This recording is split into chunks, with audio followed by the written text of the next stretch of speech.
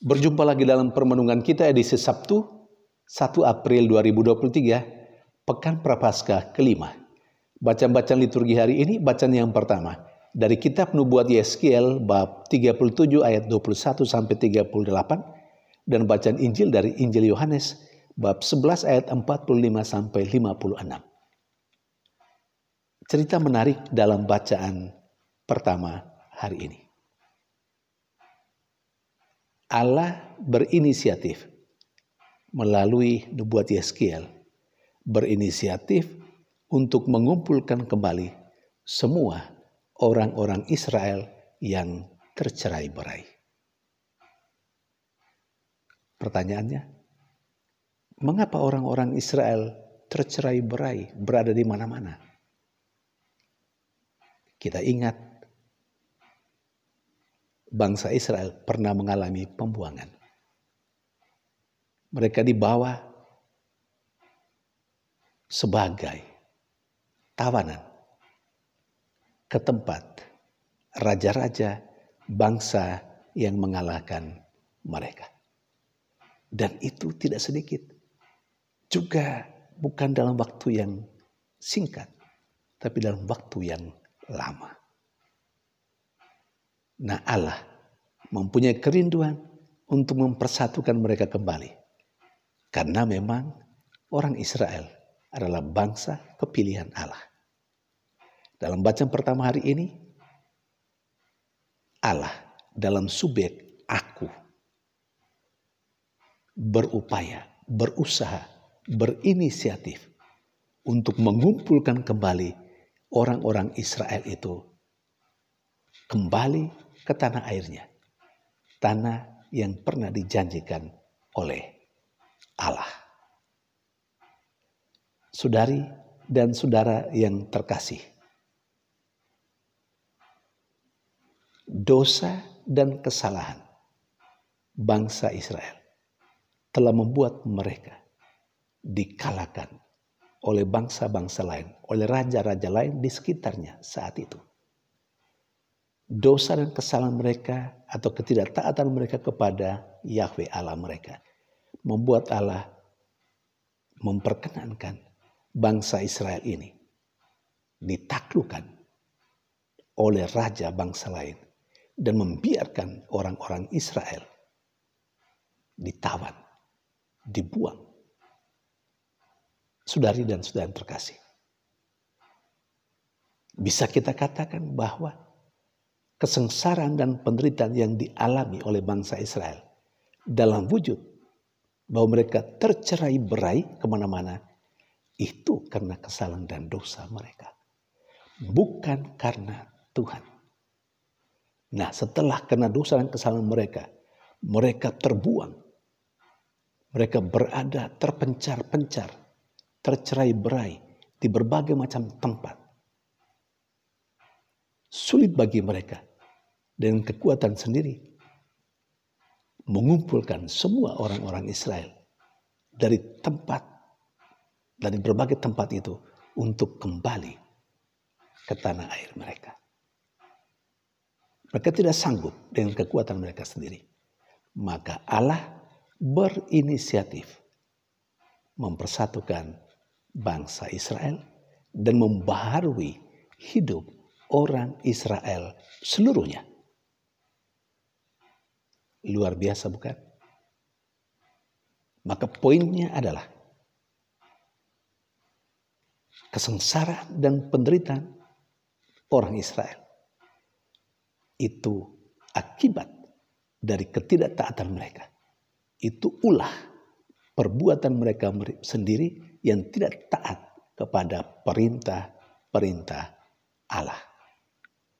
Kesengsaraan yang dihadapi dan dialami oleh bangsa Israel tidak datang dari Tuhan, tetapi itu menjadi akibat atau buah dari, sekali lagi, ketidaktaatan mereka kepada Allah. Saudari dan saudara yang terkasih, mengambil contoh bangsa Israel ini, kita mau melihat kehidupan kita. Kehidupan manusia pada umumnya tidak baik-baik saja. Silih berganti. Ada baik, ada enak, tapi juga ada yang tidak baik. Ada duka cita, tapi juga ada sukacita.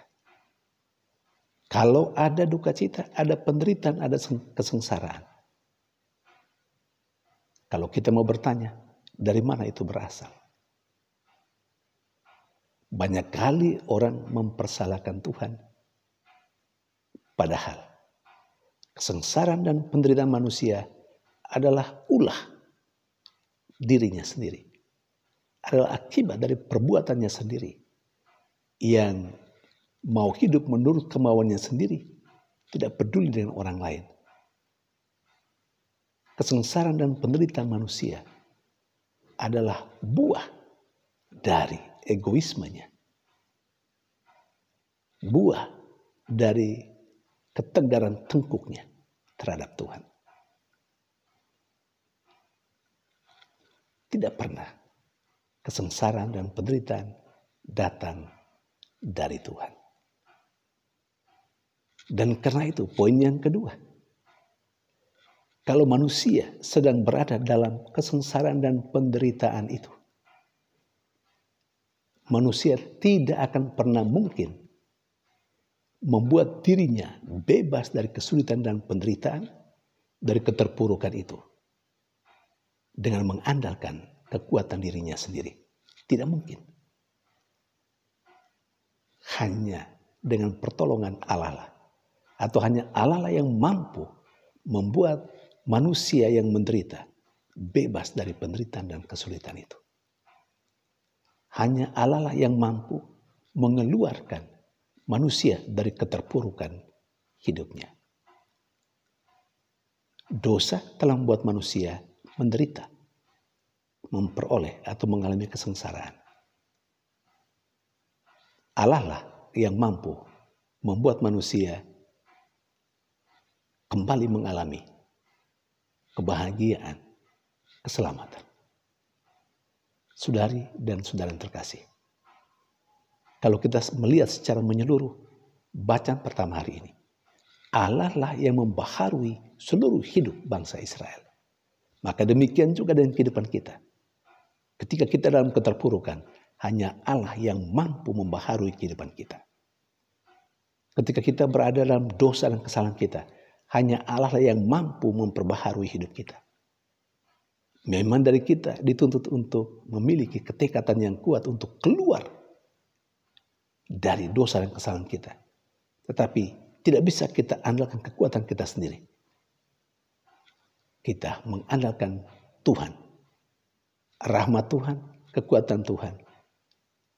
Disupport oleh komitmen kita yang baik untuk keluar dari kesalahan.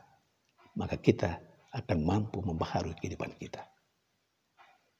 Sementara di sisi lain, dalam bacaan Injil hari ini, cerita menarik juga.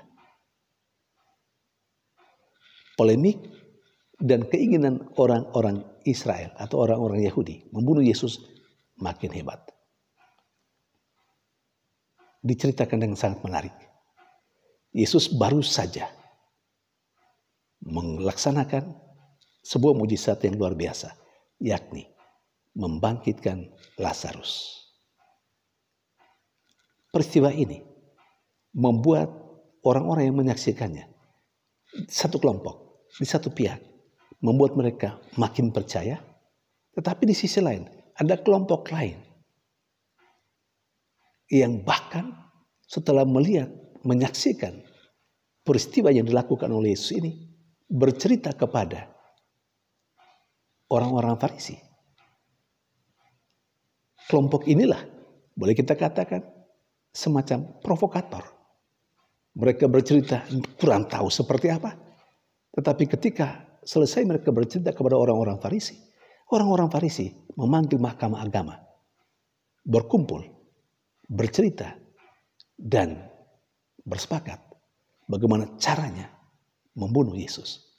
Karena katanya, kalau membiarkan dia melakukan mujizat, maka banyak orang akan percaya kepadanya, meninggalkan kelompok orang Farisi meninggalkan para imam. Dan ada ketakutan bahwa dengan demikian penjajah Romawi akan mengambil tanah air mereka.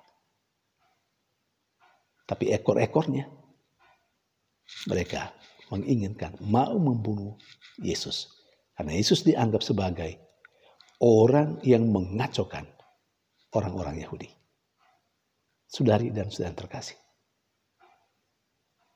Di sisi lain, Injil juga bercerita bahwa kematian Yesus Kristus menjadi sarana Allah mempersatukan seluruh umat manusia.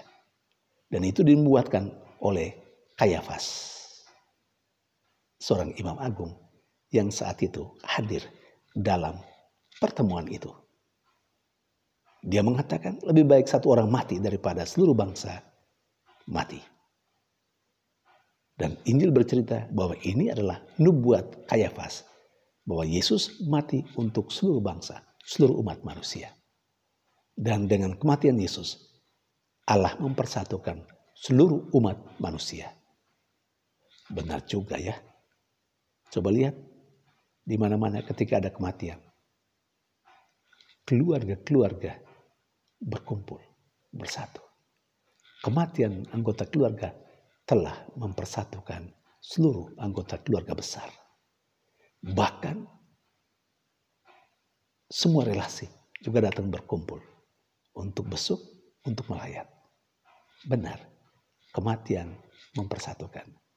Kesengsaraan, penderitaan, kematian Yesus Kristus telah mempersatukan seluruh umat manusia. Saudari dan saudara terkasih, poin penting bagi kita untuk kita pelajari adalah ada kelompok provokator yang memprovokasi orang. Ini penting. Dalam kehidupan sehari-hari, kita pasti mengalami atau kita menyaksikan bahwa ada orang-orang tertentu yang bertindak sebagai provokator. Banyak kekacauan terjadi karena ada provokator seperti itu. Karena itu, waspadalah, berhati-hatilah. Bisa saja orang yang ada di sekitar kita tidak saja orang yang membuat suasana kehidupan kebersamaan menjadi baik, tetapi ada orang yang mau mencerai-beraikan persatuan dan kesatuan dalam kehidupan, baik dalam komunitas kecil, dalam kehidupan gereja nih, dalam kelompok kategorial, maupun juga dalam kehidupan bermasyarakat, bahkan dalam hidup berbangsa dan bernegara. Ada toh provokator-provokator yang mau menghancurkan persatuan kesatuan bangsa ini. Dan kalau kita masuk dalam kelompok yang lebih kecil dalam kehidupan gereja nih, ada juga kelompok-kelompok yang memprovokasi. Ada provokator yang membuat kelompok kategorial A, B, C menjadi hancur. Terjadi pertengkaran di antara mereka karena ada provokator-provokator di tempat itu atau dalam kelompok itu. Saudari dan saudara terkasih, apakah saya dan Anda termasuk kelompok yang memprovokasi? Atau kita adalah korban dari provokator-provokator yang ada di sekitar kita, yang membuat kita terkadang salah paham di antara kita, yang membuat kita bertengkar di antara kita, karena ada orang-orang sebagai provokator. Karena itu sekali lagi waspadalah dan biarkanlah dirimu dituntun oleh Roh sendiri, Roh yang memberi kekuatan sehingga kita hadir dalam sebuah persekutuan untuk membuat persekutuan kita nyaman, aman, dan bukan memprovokasi persekutuan sehingga tercerai-berai. Tuhan memberkati.